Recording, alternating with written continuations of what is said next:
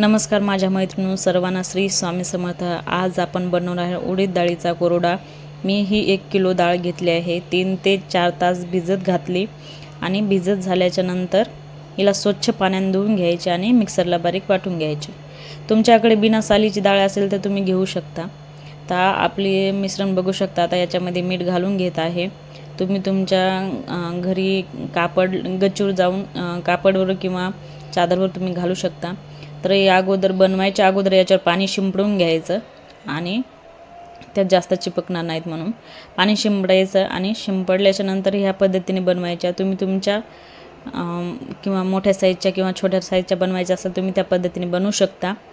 तर मी बघू शकता इथे थोड्याफार अशा गोल साईजच्या बनवले वड्याप्रमाणे आणि इकडे छोट्या साईजमध्ये।